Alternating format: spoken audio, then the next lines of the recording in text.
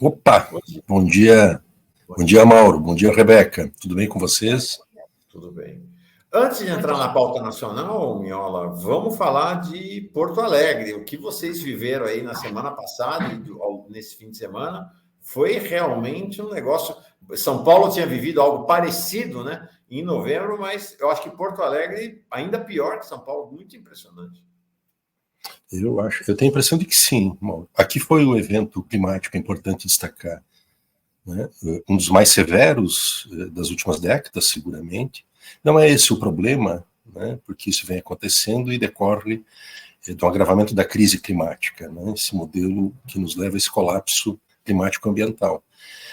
Mas o que aconteceu e continua acontecendo, porque observa que na cidade de Porto Alegre, aproximadamente 100 mil pessoas ainda continuam sem energia elétrica, né, e, portanto, sem serviço de água, abastecimento de água e também de acesso à internet. Então, estão desconectados, né? Além disso, a cidade está em verdadeiro caos, árvores ainda continuam destruindo ruas importantes, das regiões não só periféricas, também centrais da cidade.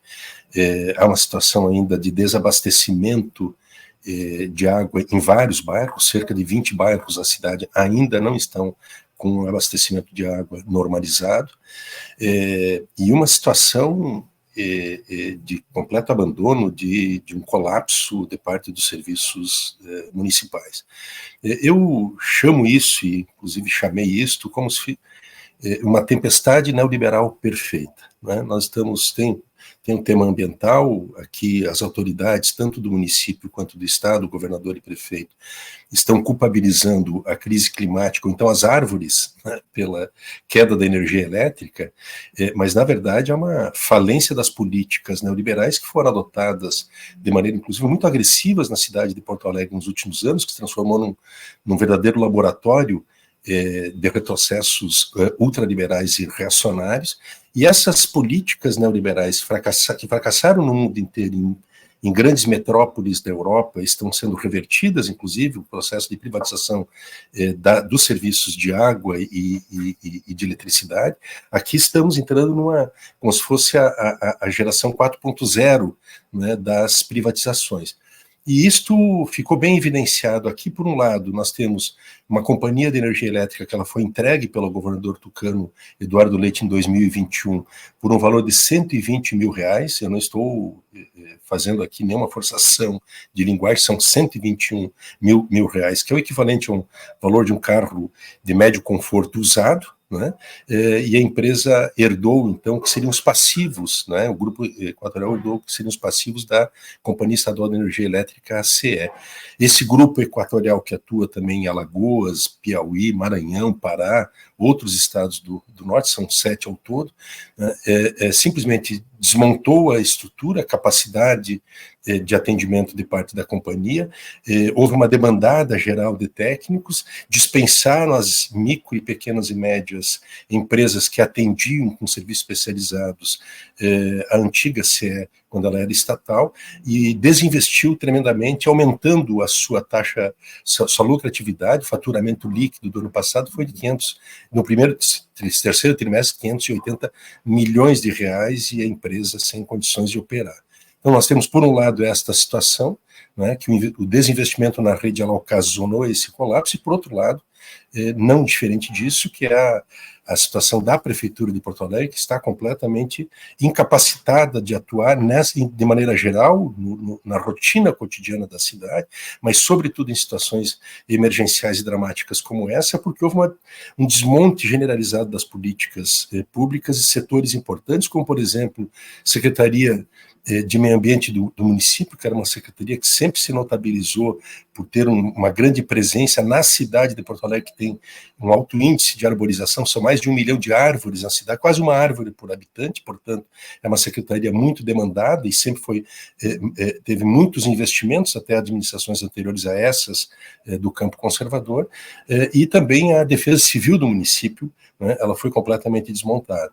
Então nós temos, na verdade, uma situação que ela condensa isto que é um novo normal dessas crises climáticas, seus efeitos. Porto Alegre, nos últimos 12 meses, teve 4 ciclones extratropicais, nunca havia acontecido isso, portanto, este passa a ser um novo normal, e diante deste novo normal, nós estamos nos deparando com uma realidade que ela é dramática e que revela uma tremenda insegurança para a população porto-alegrense e gaúcha, que é a ausência da capacidade do Estado de intervir exatamente pelo desmonte que foi provocado pelas privatizações, pelo abandono de políticas públicas e enfraquecimento de órgãos que são fundamentais, pelas terceirizações, né, e parcerias que visam fundamentalmente transferir o orçamento público do município e do Estado para grupos privados nacionais e estrangeiros. Tem um aspecto em relação a esse tema, né, que é a posição do governo Lula em relação às distribuidoras. Esse fim de semana, o secretário nacional de Defesa do Consumidor, ou o secretário nacional do Consumidor, o Adidamu, teve uma reunião com o Paulo Pimenta, o ministro Paulo Pimenta, né, que é aí do Rio Grande do Sul, e o Paulo Pimenta depois publicou um tweet, ou ex-tweet, são inaceitáveis os diversos casos de descaso que os consumidores vêm enfrentando em seus estados. O governo do presidente Lula e a Senacom, essa Secretaria de Defesa do Consumidor, do Adidamu, seguirão atuando na defesa dos direitos do povo brasileiro. Ora, o Ministério das Minas e Energia, que é quem manda no caso, já tem um parecer, já está recomendando a renovação de todas as concessões feitas durante o governo FHC. Tem 3 concessões que vencem agora em 2025 e 2026. Depois, se Lula for reeleito, tem mais 30 concessões. O Ministério das Minas e Energia já disse o seguinte: vai renovar tudo, de grátis, mamata. O Ministério das Minas e Energia é um grande cartório de interesses privados na esplanada dos ministérios. Aí não adianta o Paulo Pimenta e o Adidamu dizerem que o governo Lula está na defesa dos consumidores. Que defesa é essa que está renovando, né, o que quer renovar as concessões para essas elétricas criminosas, né, meu? As agências também de regulação são estruturas totalmente obsoletas, né? A ANEEL, a Anatel, não tem nenhum poder regulatório e tampouco exerce um controle e monitoramento do funcionamento dessas empresas que herdaram serviços públicos. Sempre em processos não existe privatização sem corrupção, né? Isto é sabido. É um binômio, né, que se combina. Mas esse é um tema que está posto. Aqui foram propostas já na Câmara de Vereadores de Porto Alegre uma comissão parlamentar de inquérito em relação ao problema dessa companhia, né, e também do desmonte dos serviços públicos municipais, e na Assembleia Legislativa também há uma proposta apresentada pelo deputado Miguel Rosseto semana passada, de instauração também de uma comissão parlamentar de inquérito. Sob o ponto de vista do contrato que foi assinado entre o Estado do Rio Grande do Sul e o Grupo Equatorial na entrega da antiga CE, Companhia Estadual de Energia Elétrica, se for observar as cláusulas desse contrato e os critérios gerais que são utilizados pela ANEEL em relação a nível de satisfação e observância da qualidade dos serviços mínimo, a Equatorial ela descumpriu todos os quesitos. Já seria suficiente, não só para receber multas pesadíssimas, mas receber, inclusive, a advertência, né, do fim de linha, ou seja, de interrupção do processo, de reversão do processo de concessão e abertura, se fosse o caso, né, de novas concessões ou de restatização dessa companhia. É um escândalo, Rebeca e Mauro, porque nós não estamos aqui tateando, né, experimentalmente. São experiências que deram errado no mundo inteiro, já desde o final do século passado. E nós estamos quem cumpre fazer essa cassação é o governo federal, são concessões federais. Não é nem o Tarcísio, nem o Ricardo Nunes em São Paulo, nem o prefeito de Porto Alegre, como é que chama esse extremo? Sebastião Melo. o Sebastião Melo, não são eles. Quem tem que caçar é o governo federal. E o ministro das Minas e Energia está dizendo não só que não vai caçar, como vai renovar. É incrível, incrível. Incrível, realmente. Miola, é isso aí. Deu errado no mundo inteiro, está dando errado no Brasil, mas eles continuam faturando e rindo da nossa cara. Semana passada, a gente terminou o programa com uma formulação muito original e potente sua sobre esta questão das dificuldades da articulação política institucional do governo Lula, que em franca minoria no Congresso Nacional, especialmente na Câmara dos Deputados, está optando por priorizar uma aliança inédita, me parece, na história política brasileira, que é uma aliança com o STF. Em vez de governar com o Congresso, governar com o STF. Hoje nós temos um dia mais desse estresse nas relações. Tem uma conversa se o Lula vai vetar ou não vai vetar parte do orçamento do ano que vem, aquela parte que entrega fatias fantásticas do orçamento brasileiro nas mãos dos parlamentares. Queria que você avançasse um pouco mais nesta ideia. Que estratégia é essa do governo Lula? Olha, mano, minha leitura sobre as mudanças que o presidente Lula fez agora no governo nesse último período, final do ano em diante, eu acho que elas revelam um ajuste em busca de uma governabilidade. Vamos 2 passos atrás. Começou o governo, né, o presidente havia já na arrancada entregue ministérios para 3 partidos que não estavam originalmente apoiando a candidatura presidencial do Lula e do Alckmin, que é a União Brasil, o MDB e o PSD, e como se isso fosse resolver, então, o problema de governabilidade no Congresso.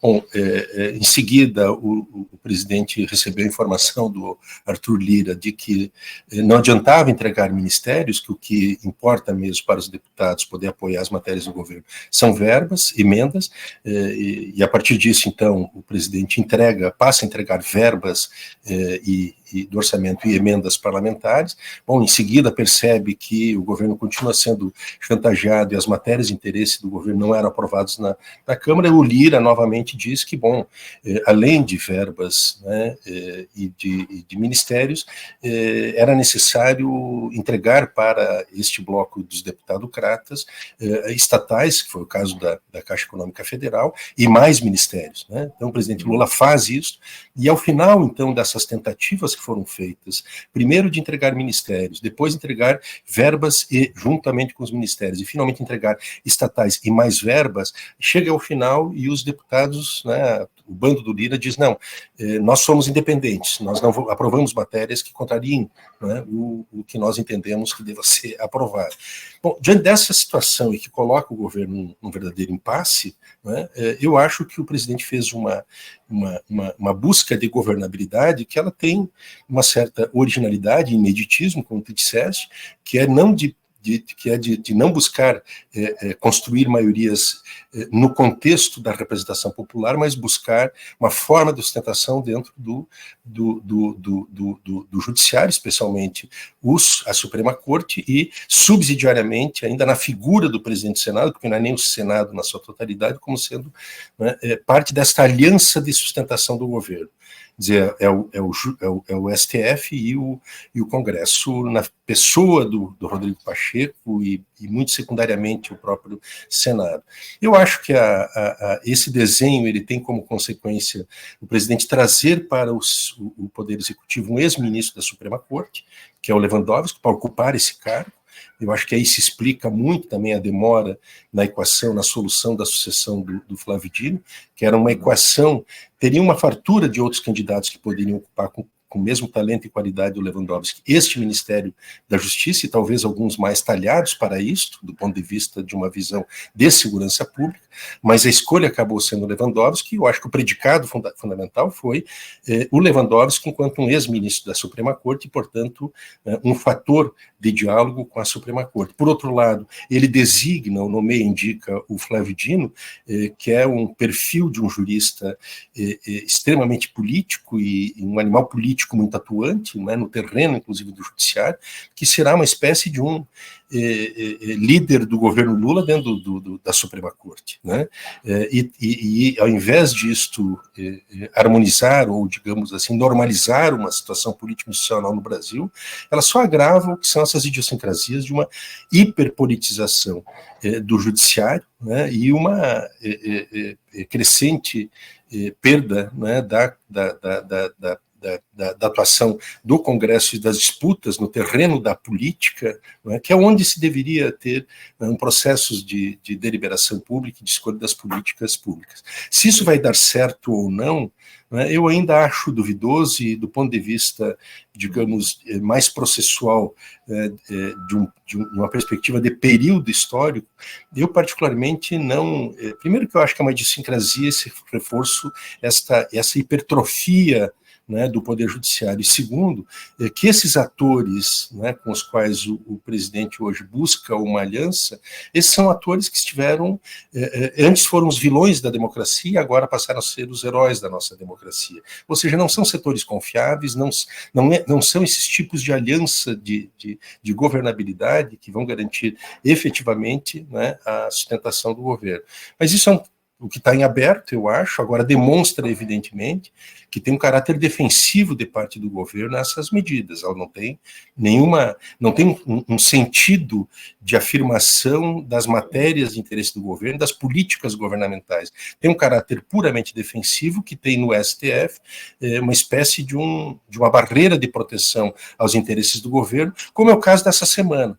Né, o presidente Lula vai vetar, provavelmente, aquela imposição que fizeram os deputados de um prazo de execução, liberação das emendas até 30 de junho, e vai jogar para o STF o recurso para que... Mas mesmo assim, eu acho que o veto vai ser derrubado, e o STF, ele provavelmente vai apoiar, reconhecer a inconstitucionalidade da matéria, mas aí vai se criar uma situação de choque.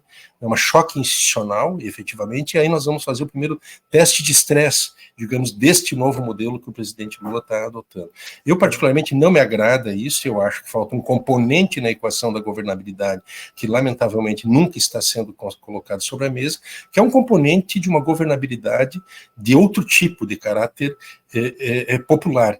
Por exemplo, instituir no Brasil, pelo menos experimentar no Brasil, né, um sistema de deliberação pública, tem os exemplos diversos, o orçamento participativo é um deles, como uma forma de contrarrestar e garantir um caráter republicano do orçamento público, né, e vai contrarrestar esse sistema, não é, baseado na extorsão e chantagem que é implementado pelo Arthur Lira e seu bando, né, no Congresso. Você faz uma observação importante, eu não tinha notado, né, Rebeca, antes de você, eu sei que você vai mudar a agenda com o Miola agora, que é assim, houve um duplo movimento do presidente Lula nessa direção da aliança com a STF, né, porque ele põe lá o Flávio Dino, que é um ministro político, que tem uma experiência política grande, que foi governador, ele mesmo falou, o primeiro ministro realmente político na Suprema Corte, ou seja,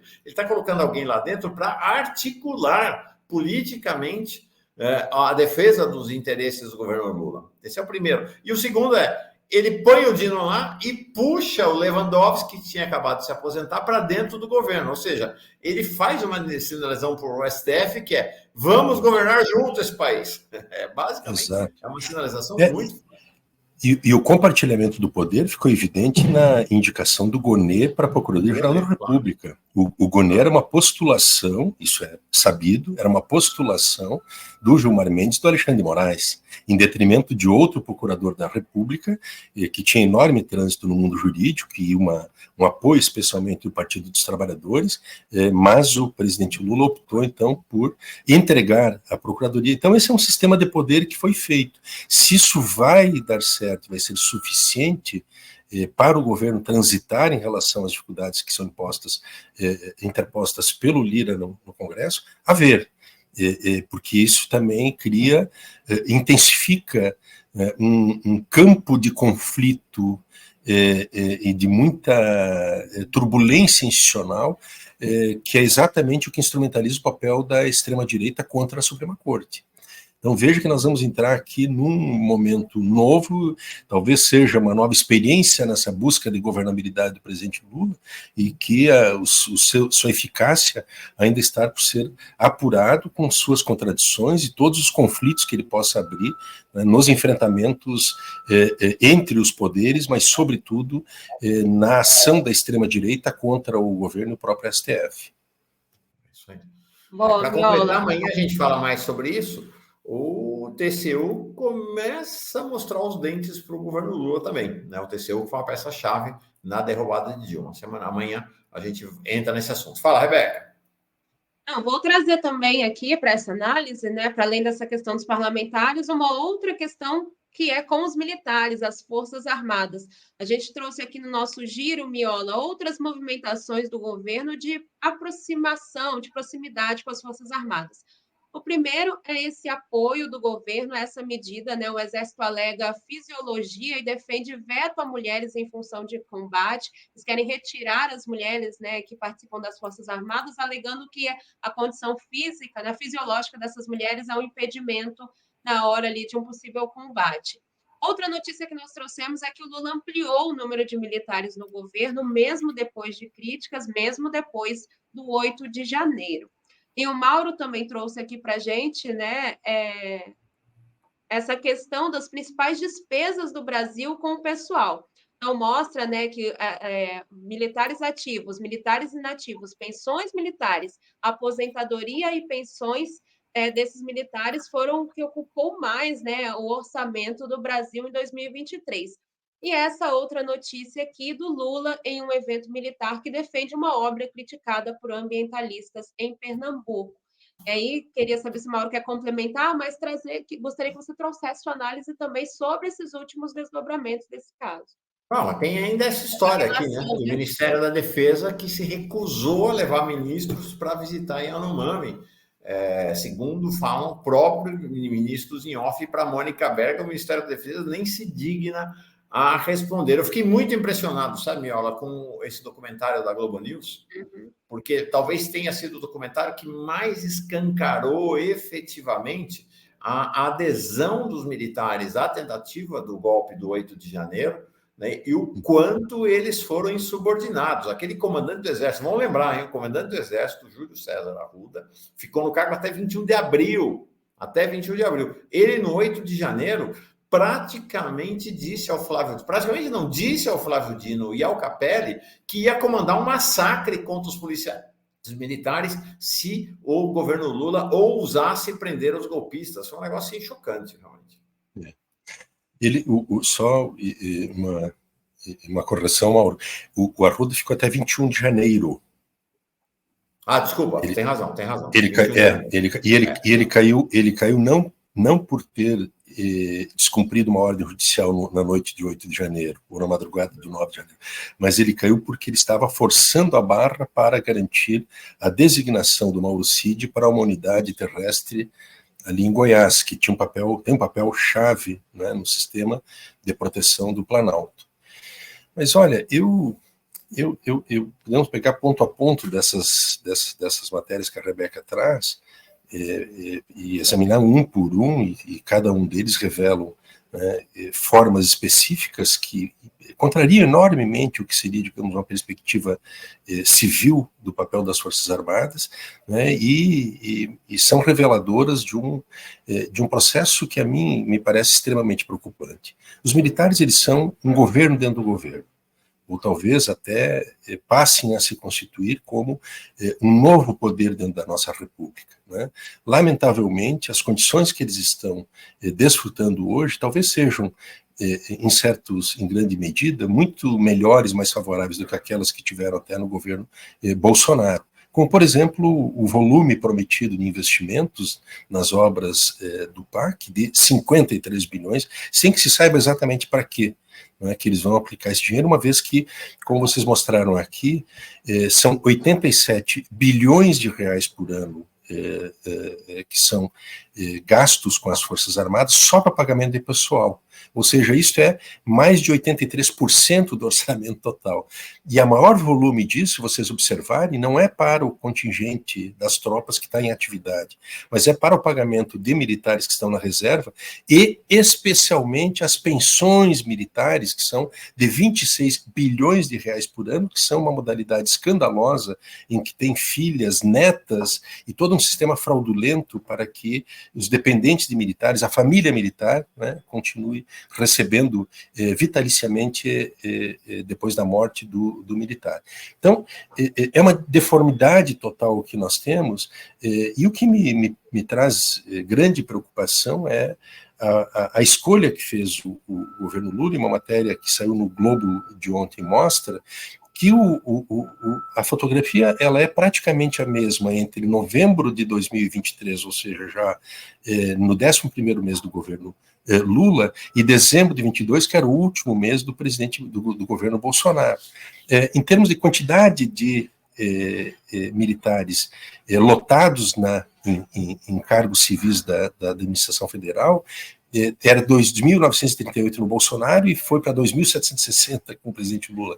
Mas olha que tem dado de qualidade, 2 dados de qualidade. Primeiro, no GSI, né, que é o Gabinete de Segurança Nacional, que é um enclave militar no coração do poder civil e que tem um papel fundamental, e a gente observou isso no 8 de janeiro, porque tem uma responsabilidade tanto da segurança imediata quanto da segurança estratégica do poder político brasileiro, né, está dentro do Palácio do Planalto, e ali tem 1.110 militares nomeados, é uma instituição, um órgão extremamente militarizado, embora para cumprir funções que seriam tipicamente civis, contra 1.191 da época do Bolsonaro, praticamente a mesma coisa, e o que é mais grave ainda, um grande contingente desses militares que estão lotados ali, eles pertenceram à equipe do general Augusto Heleno, foram nomeados ainda na época do general Augusto Heleno. E no Ministério da Defesa, que é um órgão civil por excelência, deveria ser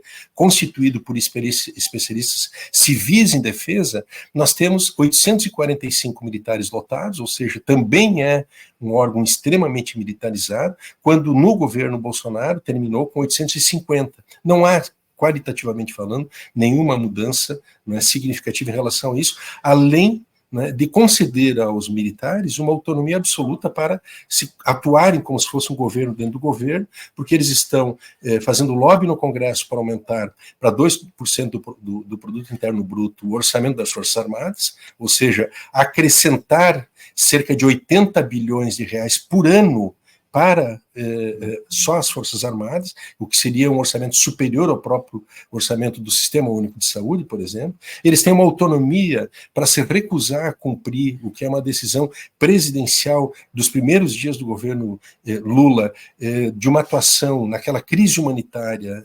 nos territórios Yanomamis, que estava acontecendo um verdadeiro genocídio, o genocídio continua, é importante a gente destacar isso, porque continuam os garimpeiros atuando, e os garimpeiros continuam atuando, juntamente com o narcotráfico, com a leniência dos próprios militares, e que se decidem por conta própria se vão atender ou não vão atender solicitações do governo que são de serviços são prestados pela FAB para levar, né, tanto autoridades quanto organizações que atuam naquela região. E vai por aí afora uma autonomia na diplomacia, eles têm uma diplomacia própria militar, que ela independe do governo, eles têm relações de interoperabilidade com exércitos estrangeiros, como fizeram exercício militar com os Estados Unidos há poucas semanas atrás, e por aí afora.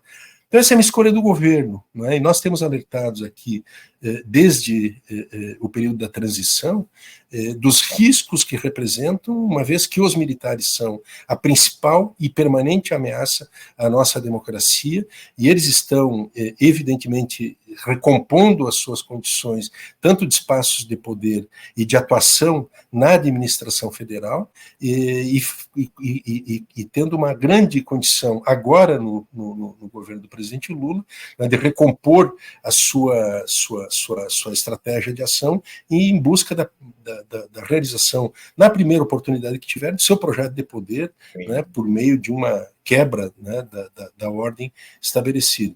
Então, eu acho que são esse conjunto de notícias que a gente vê, lamentavelmente, elas revelam a insuficiência das escolhas que o governo vem fazendo nesta área, que, do meu ponto de vista, é uma das áreas mais críticas, né, que diz respeito à sobrevivência da própria democracia e o futuro do Estado de Direito do nosso país. Na noite passada saiu um artigo do José Dirceu na Folha de São Paulo, um pouco em linha com isso que você está falando. Tem um parágrafo dele, achei ele bem pessimista, bem preocupado em relação a essa situação, né? Ele diz assim: a condição para superar o impasse atual do país está em nossa capacidade de construir um bloco social que impulsione reformas que viabilizem desenvolvimento com distribuição de renda.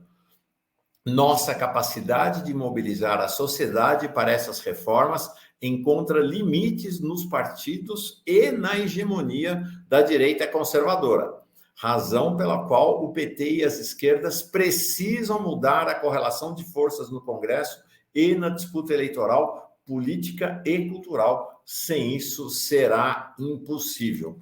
Dadas as condições da esquerda brasileira hoje, esta reivindicação do Zé Dirceu parece bem difícil de ser cumprida, né? A gente tem, então, esse cenário, o governo numa situação de impasse no Congresso Nacional, tentando recorrer ao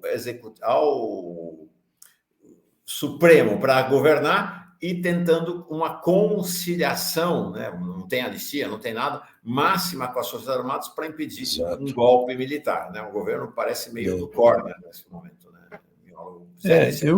Bem pessimista. A gente, com muito realismo também, né, Mauro, assim, para a gente entender que as escolhas que faz o Lula, né, elas podem, enfim, elas têm um ponto de partida, né, que é essa constatação que o presidente faz sobre a correlação de forças, capacidade que ele tem de bancar, né, o seu jogo. Bom, isso para mim é um pressuposto fundamental. É a realpolitik, vou chamar assim, não há como, né, desconsiderar esse dado da realidade. Bom, o problema, do meu ponto de vista, é imaginar que nós estamos fatalmente condenados a pensar soluções endógenas por dentro desse sistema institucional que ele está completamente falido. Há uma distorção absoluta no funcionamento da nossa república. Nós temos militares atuando na política, né, e não cumprindo sua missão fundamental, que seria exclusivamente a defesa nacional. Nós temos um judiciário hiperpolitizado, né, e uma política extremamente judicializada. Está tudo fora de lugar, né?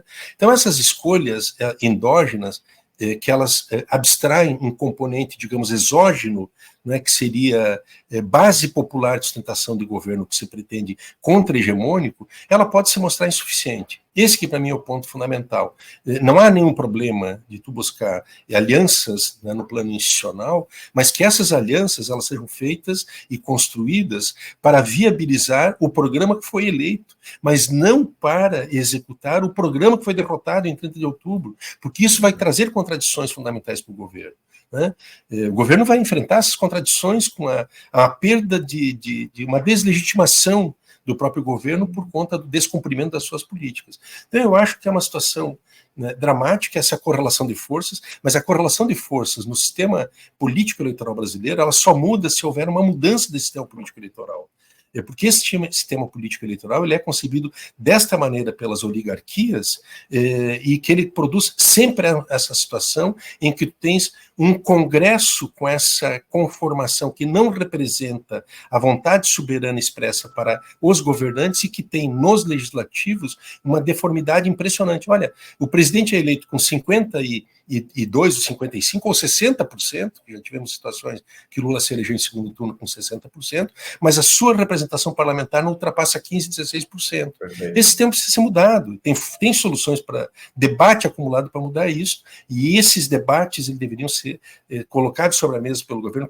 Não adianta, isso que o Zé Dirceu traz, que é a correlação de forças desfavorável, ela não vai mudar sem que haja uma mudança do sistema político eleitoral. As regras da eleição, substituir essa votação nominal e proporcional com uma votação em lista partidária, financiamento público exclusivamente, por uma série de medidas que podem ser tomadas que já assegurariam uma diminuição dessas deformidades que tem o sistema político eleitoral, mas que depende naturalmente da aprovação do Congresso. E eu duvido muito que, inclusive, parlamentares da esquerda, que são beneficiários desse sistema formidável, que são donos de negócios, ou seja, eles gerem um orçamento de 60 milhões de reais por ano, né, são pequenos empresários, médios empresários, que gerem 60 e poucos milhões de reais por ano. Eu suspeito que muitos deles, inclusive, que se alimentam, se retroalimentam, se reproduzem nesse sistema político, que sejam favoráveis a uma mudança do sistema eleitoral.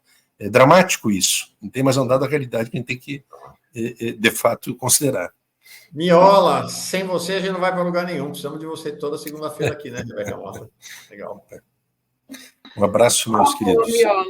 Obrigado. Boa semana para ti. Tchau, tchau. Boa semana. Tchau, tchau. Um abraço, querido.